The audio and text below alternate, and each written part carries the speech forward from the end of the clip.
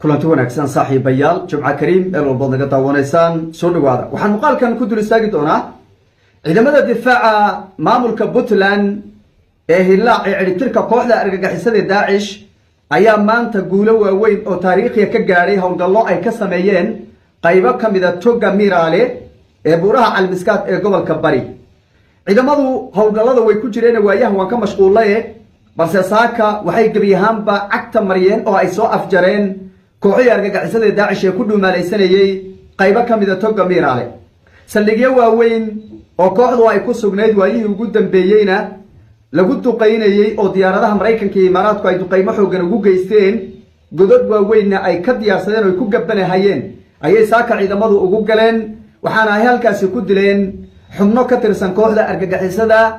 oo halkaasi ku dhuumaalaysanayay godad waaweyn oo halkaasi ay ku lahaayeen ayaana gabiyahaanba loogu daatay waxaana ciidamadu soo afmeereen togi Miraale ee waayihii ugu dambeeyay hadalhayntiisu ay taagnayd togan inta badan ciidamada dawladda Puntland ayaa gacanta ku haya oo meelihii hadda ugu halista badnaa ee waayihii dambe lagu sheegayay ciidanka ayaa gacanta ku haya ilaa iyo 4 saldhig oo waaweyn oo kooxda argagixisada ay kaga sugnaayeen togaasi weyne Miraale ayay ciidamadu saaka gacanta ku dhigeen xubno ka tirsan kooxdana oo fircadkooda deegaanada ku dhumaalaysanayayna madaxa ayaa laga guray waan dul istaagi doonaa guulaha waaweyn ee ciidamadu ay gaadheen waxaan dhinaca kale to mid iyo labo ka dul istaagi doonaa shirkii madasha wadatashiga qaran ee dawladda federaalku ay iclaamisay ee 1 May ilaa 2 May ee bishan soo socota magaalada Muqdisho ka furmayay oo lagu casuumay madaxweynaha Puntland Saciid Cabdullaahi Dani Puntland miyay aqbashay maxaa waro ka soo baxay iyadana waan dul istaagaynaa dhinaca SSC Khaatuma haddii aynu eegno maamulka SSC Khaatuma ayaa sheegay oo yidhi maadaama madasha wadatashiga qaran ee NCC maadaama aynu joogno oo aynu ka mid noqonnay waxa aynu xooga saaraynaa sidii aynu u dhadhaxaadin lahayn khilaaf walba oo u dhaxeeya dawladda federaalka iyo maamul goboleedyada sida Puntland, Jubaland iyo maamul goboleed kaleba hadduu jiraba dhadhaxaadinta iyo nabadaynta iyo dhamaynta khilaafaadka maamul goboleedyada iyo dawladda dhexe ayaan qayb weyn ka qaadanaynaa bay dhaheen haddaba doorkaasi oo horay maamul goboleed ugu dhawaaqay uusan jirin isla markaana door muhiim ah amaba arrin muhiim ah oo maanta uu dalkeenu u baahan yahay khilaafka taagana saameyn xooganba ku yeesho la arko iyo doorka ay sheegtay SSC Khaatuma inay qaadanayso ayaan iyadana soo qaadan doonaa oo dul istaagi doonaa soo dhawaada muuqaalka like saara aragtidina nugula wadaaga qaybta commentiga aynu ku bilownay ciidamada difaaca dawladda Puntland ee ku jira wajiga saddexaad ee howlgalka hilaac ciribtirka kooxda argagixisada ayaa maanta cagta mariyay firxadkii kooxda argagixisada Daesh ee ku dhumaalaysanayay waayihii ugu dambeeyay deegaano ka tirsan buuraleyda Almiskaad ee gobolka Bari deegaanada ay maanta ciidanku ku jabiyeen cadowga Daesh ayaa waxaa ka mid ah Dallaas waa deegaanka Dallaas Shilincas Burgaal Dhanaan iyo deegaano kaleeto oo ka tirsan toga weyn ee Miraale buuraha Almiskaad ee gobolka Bari ciidamadu waxay gabiyahaanba tageen oo dul tageen ceelkii Miraale oo kooxda argagixisada waayihii dambe ay ku dhumaalaysanayeen agagaarkiisa biyaha ka dhaansanayeen waxay halkaasi ugu tageen xubno ka tirsan kooxda oo godad ku dhumaalaysanaya iyadoo ugu dambeeyna ciidamadu ay halkaasi ku soo afjareen ilaa iyo hadda howlgalka hilaac ma uusan baahinin tirada rasmiga ee maanta la dilay laakiin waa warar hordhaca oo goordhow naga soo gaadhay howlgalkaasi iyo sida oo ciidamadu dawladda Puntland ay ugu guuleysteen howlgalkan wajiga saddexaad wajigii koobaad waxaan ogsoonayn in dhul badan la soo qabtay laga guuleystay kooxda argagixisada saldhigyo la soo burburiyay xagga Puntland naftarkeeda saraakiil qiimo badan ay ku weyday howlgalkii labaad iyadana waa soo socday guul buu ku soo gabagaboobay kan saddexaad waa soo afjarid buuraha Almiskaad ee gobolka Bari qaybihii ugu dambeeyay ee ciidamadu maalmahan ku howlanaayeen ugu dambeeyna maanta sida ay saraakiisha ku sugan jiidaha hore ay warbaahinta u sheegeen waxay sheegeen inay soo gabagabeeyeen gabiyahaanba isla markaana hadda ay ku daba jiraan firxadka kooxda oo dhulkaas banaan ee buuraha Almiskaad waxa weeye markii laga tagaba ku dhumaalaysanay ama u cararay inay soo gabagabeeyaan balse togii iyo meelihii ugu khatarta badnaa ee aadka loo hadalhayay gabiyahaanba ciidamadu maanta way soo taabteen cagta ayayna mariyeen kooxihii ku sugnaa ee argagixisada Daesh iyadoo dhanka kalena loo geystay jab xoogan loogu geystay dhanka duqeynta oo diyaaradaha wax duqeeya ee saaxiibada Puntland dowladda Mareykanka iyo Imaaraadka iskaashanaya xalay ilaa iyo habeen hore duqeymo xoogan ay ka fuliyeen qaybahan hadda maanta ciidamadu ay gaadheen howlgalku waa socdaa gabagaba ayuu taagan yahay guuleysta ayaan leenahay ciidamada Puntland iyo shacabka dowladda iyo waxa way dowladda iyo shacabka ee reer Puntland isku duuban ee howlgalka xoogan kula jira kooxaha argagaxiso dhinaca kale dowladda Puntland maxay ka tiri shirka madasha wada tashiga qaran ee 1 May ilaa 2 May ka furmaya magaalada Muqdisho madaxweynaha Puntland Saciid Cabdullaahi Dani wuxuu sheegay in shirkaasi uusan ka qayb galaynin diyaar u ahayn maadaama khilaaf iyo tabashooyin Puntland ay qabto madaxweynuhuna uu diiday in uu ka qayb gali waxa weeye dhigi waay gogol looga arinsanayo Puntland sida laga soo xigtay ila wareedyo hoose waxay sheegayaan in Puntland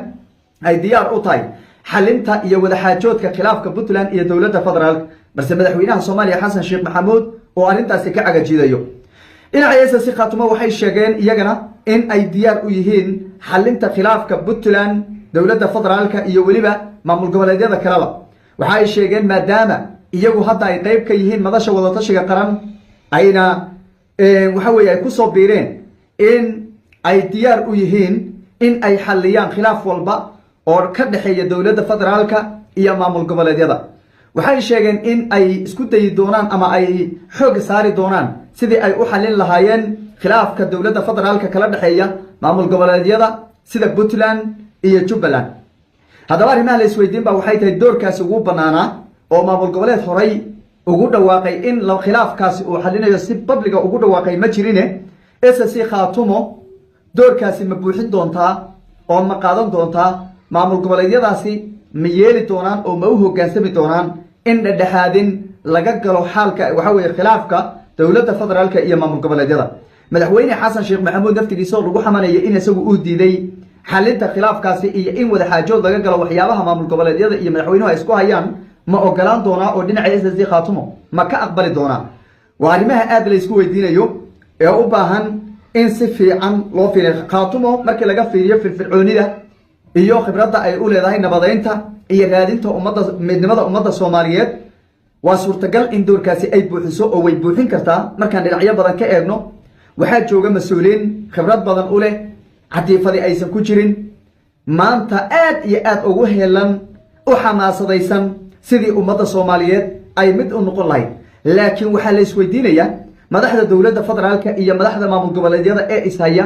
ee midba isaga dantiisa meel ka fiirinaya ma aqbali doonaa oo ma yeeli doonaan oo ma u hoggaansami doonaan in la xaliyo khilaafkaasi oo SSC Khaatumo ay hormuud ka noqoto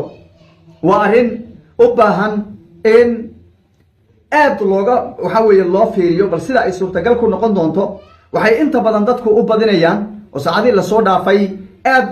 waxa weeye loogu falanqeynaya fadhi ku diriyada in SSC Khaatumo maadaama arrinta ay ku dhawaaqday ay suurtagal tahay xagga madaxweynaha jamhuuriyadda federaalka Soomaaliya Xasan Sheekh Maxamuud inaysan ka suurtagelin maadaama loo hayo cadeymo hore iyo dhaliilo hore gudiyo hore uu soo diray oo madaxweynuhu isaga naftigiisa uu soo diray oo uu diray Saciid Cabdullaahi Dani inay dhexdhexaadiyaan iyo isaga haddana uu oga baxay waxaa ka mid ah gudiyadaasi madaxweynayaashii hore Sheekh Shariif Sheekh Axmed iyo Maxamed Cabdullaahi Farmaajo oo waliba Sheekh Shariif Sheekh Axmed xilliga iyada wuxuu la shaqeynayay Xasan Sheekh Maxamuud oo wuxuu ahaa ergeyga xalinta khilaafaadka ee dowladda federaalka madaxweyne Xasan baa magacaabay wuxuuna ka mid ahaa tareenkii madaxweynaha uu sheegay ee buuxay ee xilalka ugu horeeyay loo magacaabay buu ka mid ahaa xilliga iyada Sheekh Shariif Sheekh Axmed wuu isku dayay inuu xaliyo Saciid Cabdullaahi Dani waa ogolaaday sida isaga afkiisa uu ka sheegay laakiin waxa diiday madaxweynaha Soomaaliya Xasan Sheekh Maxamuud waxa ku xigay gudi kale oo dibadda ka imaaday oo siyaasiyiin